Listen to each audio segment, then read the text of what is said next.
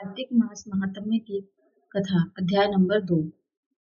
भगवान श्री कृष्ण आगे बोले, हे प्रिय, जब गुणवती को राक्षस द्वारा अपने पति एवं पिता के मारे जाने का समाचार मिला तो वह विलाप करने लगी। हे नाथ, हे पिता, मुझको त्याग कर तुम कहाँ चले गए? मैं अकेली स्त्री तुम्हारे बिना अब क्या करूं? अब मेरे भोजन वस्त्र आदि की व्यवस्था कौन करेगा? घर में प्रेम पूर्वक मेरा पालन पोषण कौन करेगा? मैं कुछ भी नहीं कर सकती। मुझ विधवा की रक्षा कौन करेगा? मैं कहाँ जाऊं? मेरे पास कोई और ठिकाना नहीं है। इस प्रकार विलाप करते हुए गुणवती चक्कर खाकर धरती पर गिर पड़ी और बेहोश हो गई।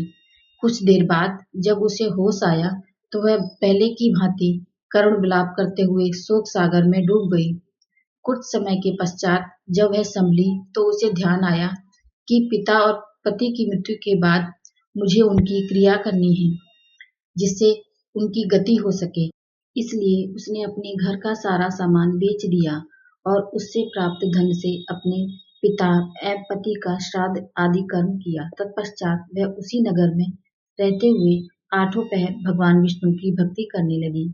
उसने मृत्यु पर्यंत तक नियम पूर्वक सभी एकादशियों का व्रत की और कार्तिक महीने में उपवास एवं व्रत किए।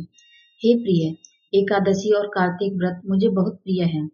इनसे मुक्ति, भक्ति, पुत्र तथा संपत्ति प्राप्त होती है।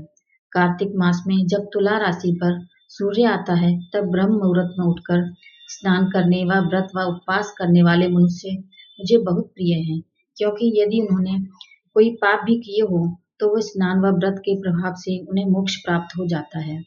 कार्तिक में स्नान, जागरण, दीपदान तथा तुलसी के पौधे की रक्षा करने वाले मनुष्य साक्षात भगवान विष्णु के समान हैं। कार्तिक मास में मंदिर में झाड़ू लगाने वाले, स्वास्तिक बनाने वाले तथा भगवान विष्णु की पूजा करने वाले मनुष्य जन्म मरण के चक्कर से छुटकारा पा जाते हैं। यह सुनकर गुणवती भी प्रतिवर्ष श्रद्धापूर्वक कार्तिक का व्रत व भगवान विष्णु की पूजा करने लगी। हे प्रिय, एक दिन उसे ज्वर हो गया और वह बहुत कमजोर भी हो गई। फिर भी वह किसी प्रकार गंगा के लिए चली गई। गंगा तक तो वह पहुंच गई, परंतु शीत के कारण वह बुरी तरह से कांप रही थी। इस कारण वह शिथिल हो गई। तब मेरे दूत उसे मेरे धाम ले गए। तत्पश्चात ब्रह्मा आदि देवताओं की प्रार्थना पर जब मैंने कृष्ण का अवतार लिया तो मेरे गण भी मेरे साथ इस पृथ्वी पर आए। जो इस समय यादव हैं, तुम्हारे पिता पूर्व जन्म में देव शर्मा थे, जो इस समय सत्राजित हैं। पूर्व समय में चंद्र शर्मा जो तुम्हारे पति था वह डाकू है, और हे देवी, तू ही वह गुणवती है। कार्तिक व्रत के प्रभाव के कारण ही तू मेरी अर्धांगिनी हुई। पूर्व जन्म में तुमने मेरे मंदिर के द्वार पर तुलसी का पौधा लगाया था। इस समय वह तेरे महलों के आंगन में कल्प वृक्ष के रूप में विद्यमान है।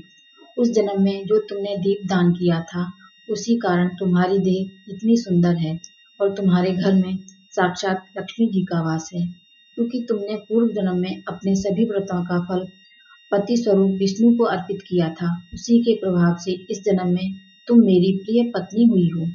पूर्व जन्म में तुमने नियम पूर्वक जो कार्तिक मास का व्रत किया था, उसी के कारण मेरा और तुम्हारा कभी वियोग नहीं होगा। इस प्रकार कार्तिक मास में व्रत आदि करने वाले मनुष्य मुझे तुम्हारे समान प्रिय हैं। तुम्हारे जप तप यज्ञ दान आदि करने से प्राप्त फल कार्तिक मास में किए गए व्रत के फल से बहुत थोड़ा होता है, अर्थात कार्तिक मास के व्रतों का 16वां भाग भी नहीं होता है। इस तरह कार्तिक मास के अध्याय का दूसरा भाग समाप्त होता है। जय श्री हरि विष्णु।